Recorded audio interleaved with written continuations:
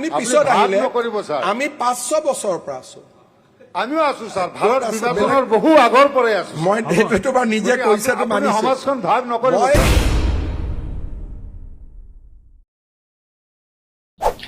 So hello रायजोफोर खुलुमबाय आरोबाव फिथांखि ब्लग YouTube चेनेलनिफ्राय रायजो राजा बयनिसिमबो दिनैनि फुंबिलिनि गोजोननाय जासिहरग्रोनाय जाबाय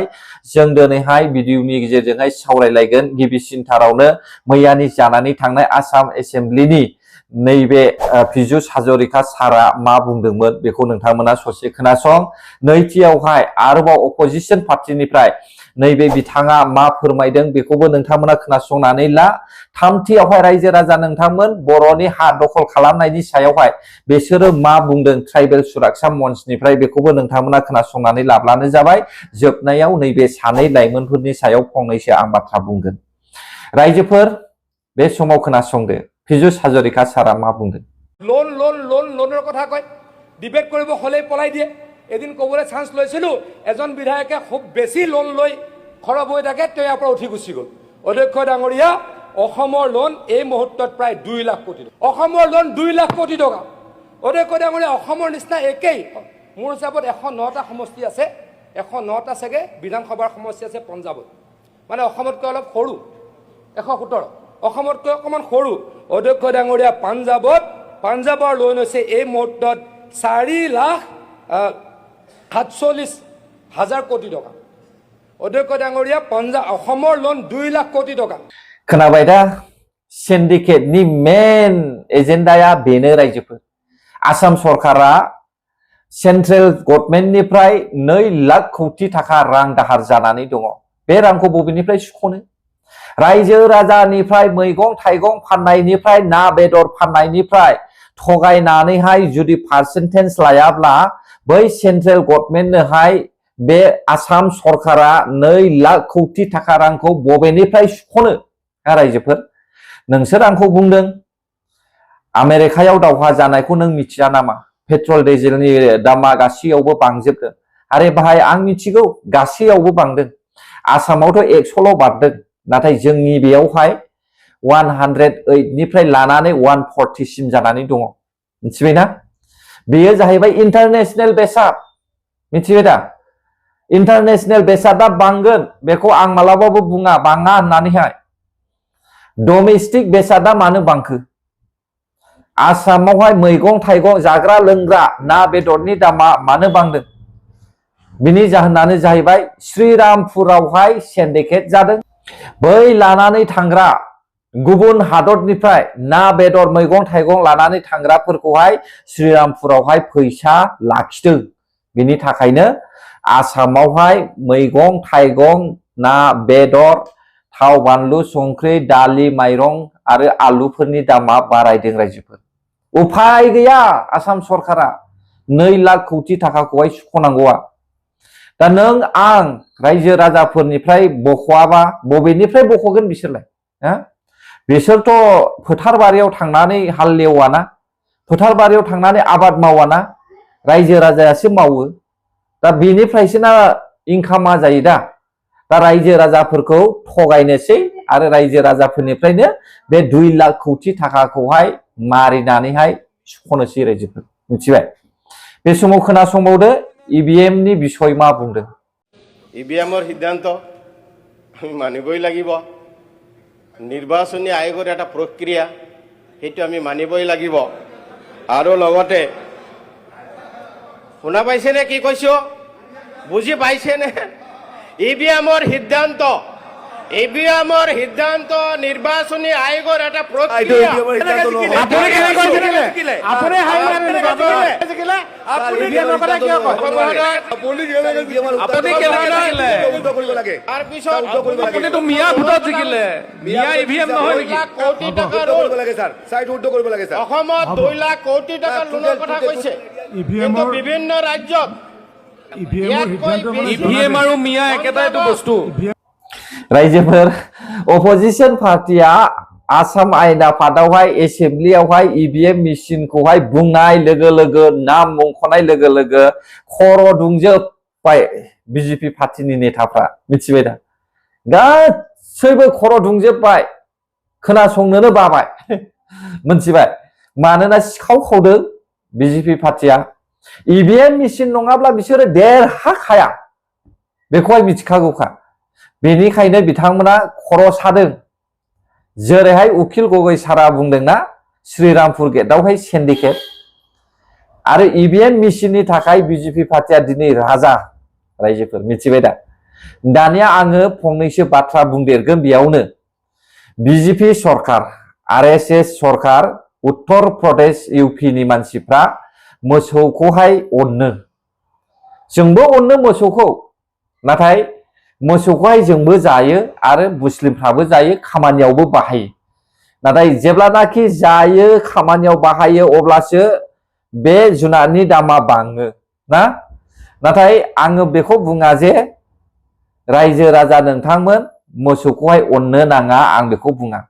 नोंथांमोना नैबे सावगारिखौ नायदो राजस्थाननि मोनसे डाम्पिंआवहाय 500निबो बारा मोसौ गोथै दङ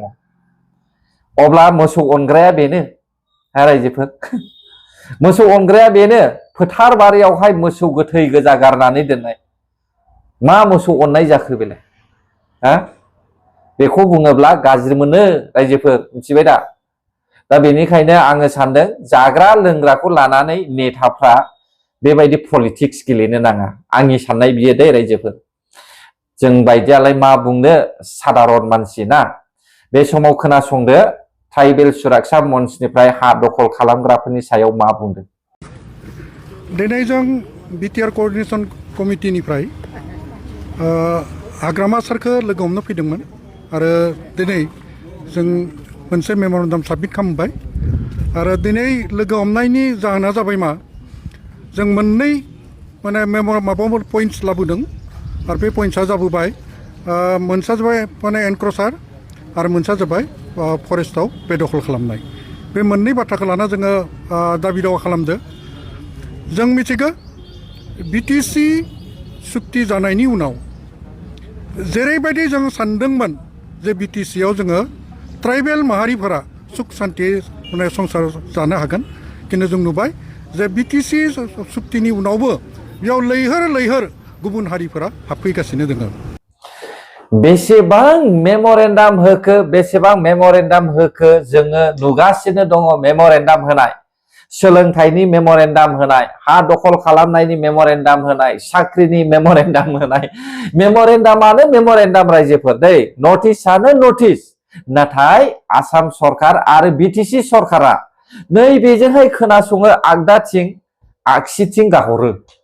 मानो फैसानि थाखाय आरो गाद्दिनि थाखाय रायजोफोर मिथिबायना जोङो नुगासिनो दङ थांनाय 5 बोसोरनि सरकारावबो बे इलिगेल हाबसननानै थाग्राफोरखौहाय एरख'नो हायाखिसै बर'फोरखौल'सो हाबाय नाथाय गुबुन हारिफोरखौथ' हाखायाखैनो रायजोफोर मानो हायाखै मिथिगौ अपोजिशन पार्टिया हेंथा होनायनि थाखाय बिसोरो एरख'नो हायाखै दिनै होखारोब्ला गाबोननो न' लुनानै हैगोन बे बाथ्राखौ सोर बुंनाय नोंथांमोना गोसोआव दङ ना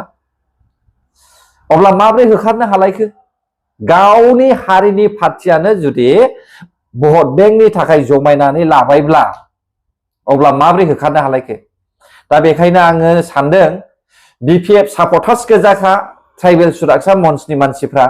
दा बिपिएफनिनोखा नालाय नोंथांमोना बे समावहाय होखारनायनि खामानिखौ माव